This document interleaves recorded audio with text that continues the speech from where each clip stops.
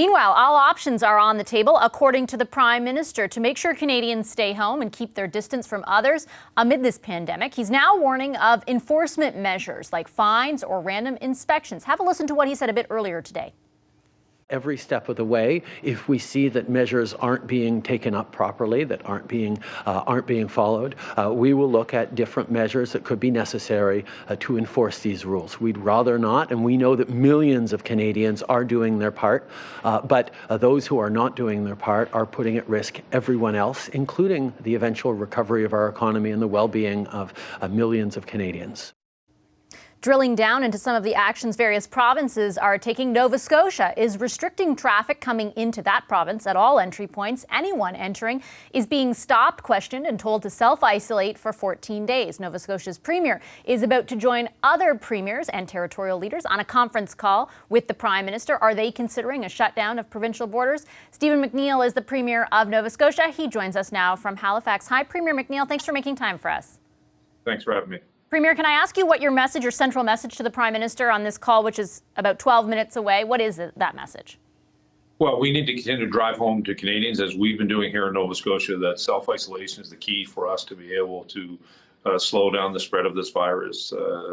When so many people come back into our country and have not had the symptoms continue to move around our communities, they're spreading this virus, and that's where we're having the challenge to meet it. And we're also going to express to the national government that we as Nova Scotians have a number of companies that can be part of ensuring that we can do a made-in-Canadian solution to ensuring that we have the right healthcare products that we need. When you talk about drilling down on that message of self-isolation, what specific actions do you think would help that from the federal government?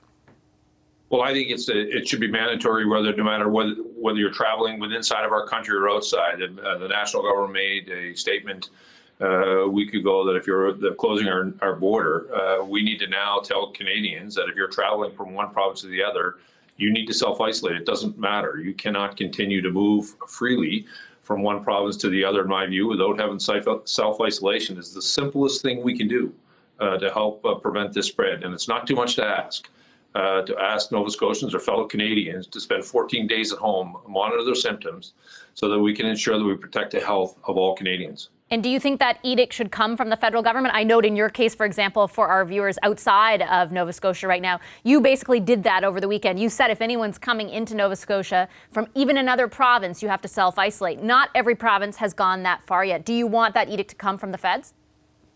Well, listen, we made it mandatory in our province that if you're coming into Nova Scotia and staying, you need to spend 14 days in isolation. We have a lot of Nova Scotians coming home from a March break trip or snowbirds. They have a responsibility to the rest of us that they self-isolate for 14 days. We made it clear. The directive couldn't have been any more clearer yesterday. We will lay in place fines if required, and we are reducing the social gatherings in our province to 5. All of us have a role to play, and the vast majority of Nova Scotians are responding and doing the appropriate things, but a small percentage of Nova Scotians are not going to put at risk the public health of the rest of us. Let me follow up on that point, because I think we spoke to, I think it was Thursday, I'm losing track of the days, unfortunately, but at the time you hadn't declared a state of emergency, and you were fairly confident in the ability of Nova Scotians to comply with the orders that you had so far, or the recommendations you and your government had so far set forth. What changed for you? Is it witnessing sort of those gatherings and the pictures of people congregating in public places? Like, what is it that really so distinctively changed for you? Well, on Saturday, we were getting reports of a number of gatherings. Our beaches, it was a beautiful day here in Nova Scotia. A number of people went to beaches. We were seeing traffic jams around our parks where people were going to park. And we had sent the police out, actually, to send people home, and people were disregarding the law enforcement in our province. So it very quickly became obvious for a small percentage of Nova Scotians, we needed to give the ability for law enforcement to act, and that's what we did on Sunday. And have you, some of the fines, for example, that people face, or the penalties that people face, have any of them actually been handed out since you did that? Not to my knowledge. Nova Scotia have been respecting that, recognizing there is a financial penalty, not only to the individual, but if businesses don't comply, there would be a substantial fine to them as well. And obviously, we've had lots of calls and working with the private sector. But in order for us, and I would say in order for Canada, to deal with this issue and prevent the spread. We need to prevent those secondary contacts that are happening in communities. It's one thing for someone to go home with the virus. We need to make sure that they self-isolate so they don't actually spread it around the community and have the community spread, which is, when it happens, which in other parts of the world has been extremely difficult to contain. The Prime Minister earlier this morning also addressed this issue, Premier, and he talked about this conversation he's about to have with you and your counterparts across the country and the fact that the Emergencies Act would be on the agenda. What is your feeling about the federal government and whether or not it should invoke that act to bring a little bit of what you're talking about more to the federal level? Well, I'm waiting to hear from the Prime Minister. We'll have that meeting, and my fellow premiers. I tell you, the national table around with premiers and Prime Minister has never been more united.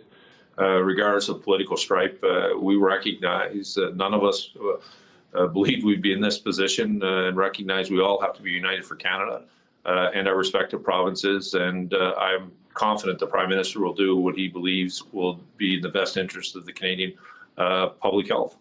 When it comes to the conversation beyond the impacts where public health is concerned, when it expands to the economic impacts, we just got news into our newsroom recently within the past 5 minutes that nearly 1 million Canadians applied for EI last week. I think that compares to 27,000 in the same week the year before. What does that number say to you, and what more, because the feds have signaled a desire to do more when it comes to financial help, what more specifically are you looking for Nova Scotians? Well, first of all, that number tells you the impact this virus is having on the economic future of our province and the country. We want to see the national government continue to have flexibility in unemployment insurance, ensuring that they're getting money in the hands of Canadians, allowing provincial governments to potentially top up, or quite frankly, employers to top up the EI payments that you would see going out the door. These are unique circumstances. So if the national government would be flexible around the EI. And I'm going to tell you, the other part of this is around the commercial loan side. We've done tremendous work on the personal mortgages. We need to have a program on the commercial lending side. Many of our industrial lenders, many of our commercial lenders here who rent the restaurants to small businesses across the province need to have their commercial loans deferred for a number of months so they can pass on and defer the rent payments to many of these restaurants and small businesses. Because if we don't, it will be extremely difficult for those businesses to start up in 3 or 4 months. And that will cause the recovery to be much longer and much more painful if we don't put together a commercial lending program that allows those payments to be deferred. Just so that the national banks need to play a role in that, which they have been. And I think they've been playing a tremendous role when it comes to personal financing.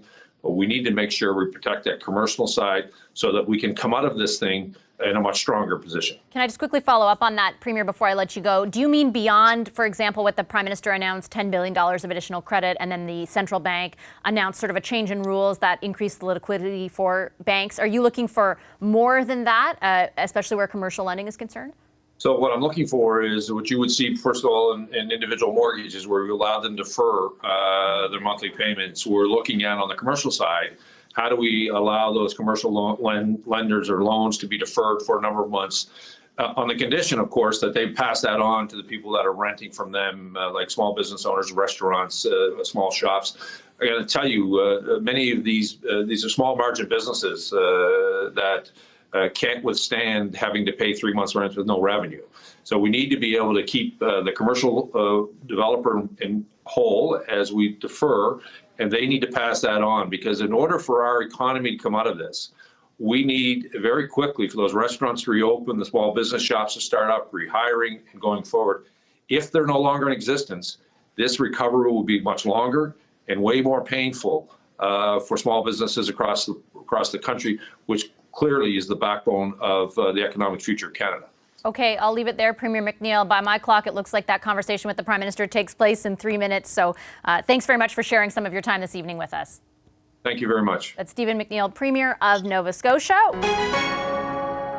Hi, I'm Vashi Capellos, host of Power in Politics. See more of our show by subscribing to the CBC News channel or click the link for another video.